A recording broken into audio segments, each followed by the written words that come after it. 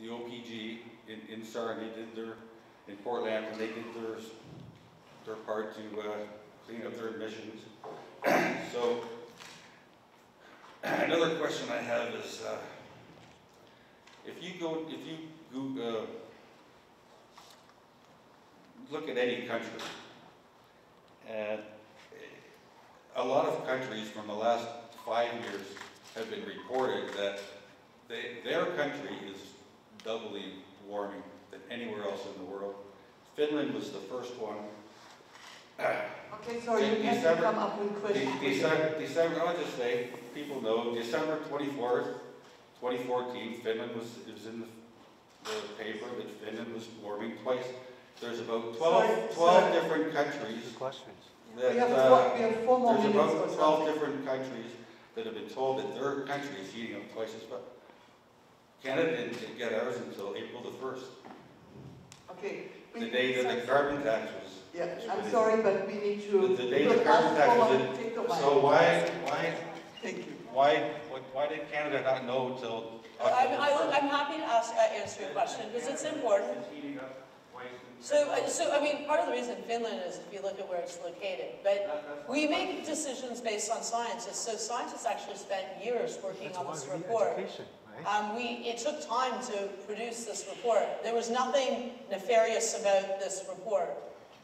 This report is just based on what scientists are showing, and we need to make decisions based on science. And as I said, I mean, the price on pollution, that was a decision that was made a long time ago. And CO2, it is a problem. Like, we are causing, this is man-made climate change. That there is, and I'm happy to make my, show you some science reports that 99.9% of scientists agree with this.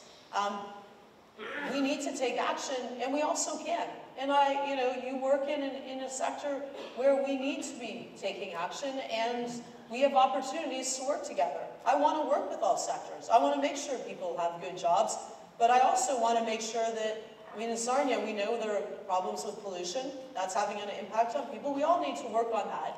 So that's my goal. My goal is to figure out solutions, but to do it on the best science available. But Minister, allow me as a scientist to help you to explain to him later. You can spend some time afterwards. You guys should have a good conversation. I can explain to him. Maybe we'll take 3 questions for over there. So we got 1, okay? How many more questions? We might do speed, but we'll do like speed answering. Can we do that? Okay, you have to be, the promise, though, I will do this.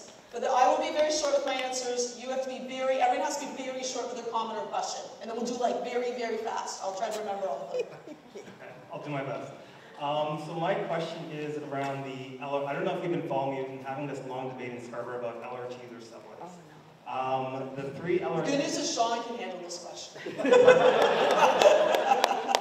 So the 3 LRT lines, combined with the Finch West LRT, will take, by the Pembina Institute, they estimate 201,000 tons of greenhouse gas emissions out of the air by 2030. 125,000 people could walk to one of these LRTs.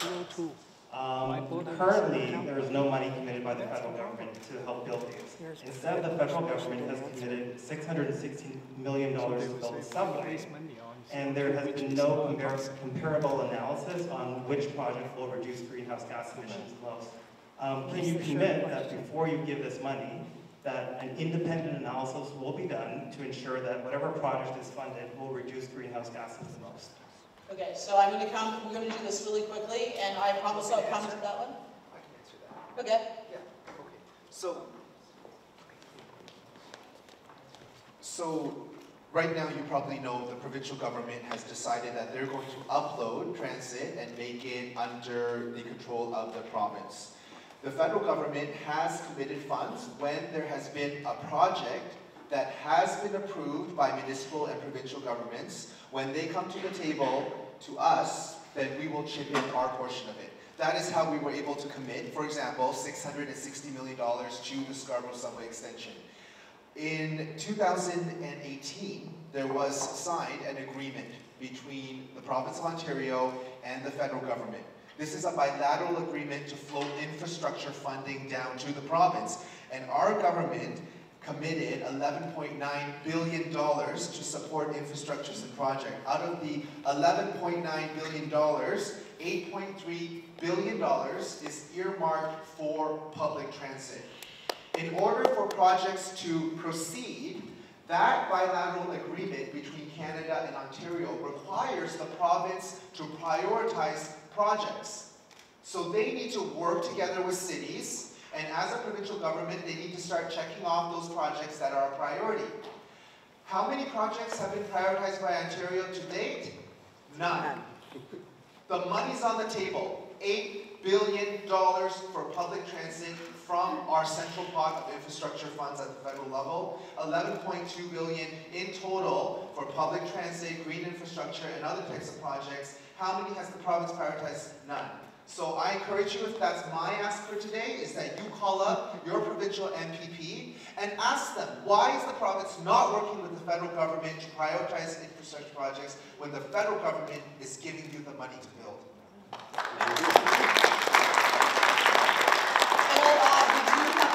have a green lens for all of our projects. We brought in infrastructure as screen on the GHG emissions.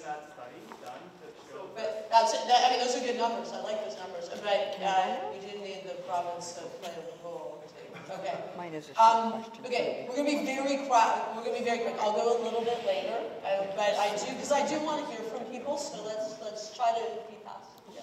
Thank you. My name is Mahmoud Mian. I'm the environmentalist from the Scotland North. Welcome to Scotland North. Thank you. Actually, my question is about the climate change. As per I understanding, I am a politician as well. I went to the people there. People know what is climate change. People want to help the climate change to the government, but the people don't want to accept the carbon tax. Believe me, I have gone door to door. Everybody understands what is climate change. They know how to do with the climate change, how we can help them. But the people are not accepting the carbon tax. That is the only way. I'm asking you, do you have the only option? That is the only option to protect our climate, our environment. If you have some other options, please go for those options, because otherwise we lost the election in the provincial over here, Liberal, and same thing we are going to hit in the coming election. So this is my very clear message from the public. Please think about it. All right. Okay, we'll just continue, and then I will have a little comment on that. Hello, nice to see you again, Gloria Resler. My question is concerning the Great Lakes Clean Water Act, and you mentioned earlier in your comments about the change in the political atmosphere from the states. The Great Lakes are so important to us and to the world. How do you foresee, when you're re-elected, the act is encouraged or improved under the problem with Mr. Trump? Thank you. Two more, if I can remember everything. Maybe I have a pen, I'll just have to write in my hand.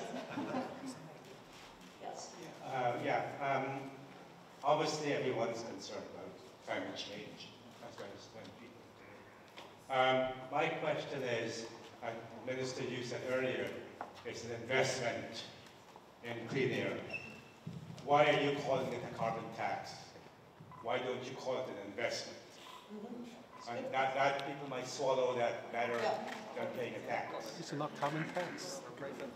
I call it price on pollution, but even that's better. Well, I'm always willing to evolve my language. One more question, sure. Okay, one more over there in the back. We didn't get any young people, so I'm actually going to give a few, we see some young people, so I'll give a bonus question. Wait, we'll go to this lady here, and then we'll take a question. My question is about targets. Canada is still using the targets that were set by the previous Conservative government. The IPCC has said that we need to have our emissions by 2030. And this, and at the same time, Canada has committed to keeping temperatures to well below 2 degrees. How does our current target factor with that? Shouldn't we be making more ambitious targets? I know it's so difficult to get the provinces to commit at this point to what you're asking, But I think That's a we very need good to question. raise the bar a bit. And all right, we've got a young person. Go with a counselor. We have bonus for counselors. Yeah. I just have one simple And question. how old are you? I'm 15 years old. There's another 15-year-old. So that's 15-year-olds. Okay, I just have one simple question. And you're not at the Leafs? You're not watching the Leafs? No, I'm recording it. I'll watch it. That's a good thing about young people. They've got all their bases covered. That's great. Anyway, I just have one simple question. Why is Canada still subsidizing the fossil fuel industry?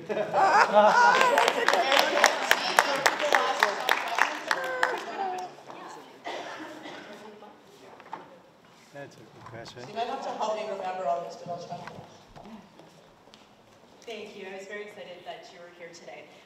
Since there are provinces that are pushing back on action on climate change, Toronto is very committed to hitting their targets, and we're ahead of schedule right now for 2020, but it's going to be tight for 2030. Have you started to give any thought to working directly with cities? Because we are beholden and creatures of the province, which kind of puts us in a bind. So if we are committed, is there any help in store for us? Okay, so I'll start with that just because I remember that one. So what we've done is we have created funds that we are directly working with cities, because you've heard about our infrastructure challenge going through the province where we actually can't even spend any money on infrastructure, on public transit and other infrastructure projects. So what we're doing, a number of initiatives are out there. There are competitions where cities apply, and we've been funding projects that way. Also, we just announced in the last budget $1 billion through the Federation of Canadian Municipalities for retrofits in cities. So those are for arenas to make them more energy efficient, could be for affordable housing, could be for city buildings, for people. I agree with you. And cities actually control, depends on the estimate, but potentially 40% of emissions, so clearly a really important piece. So the young man back there, my 15-year-old friend, so we absolutely are committed to eliminating fossil fuel subsidies. In our tax system, we've already eliminated 8 out of 9. We released just a consultation paper on non-tax subsidies, and that seems like that's easy, but an example of a non-tax subsidy, and I'm getting into the details, but I think it's important that we have to all make choices. So an example of a non-tax subsidy would be if you, Indigenous peoples in the north, get money, subsidies, because diesel's so expensive. That's seen as a subsidy. Should they get that?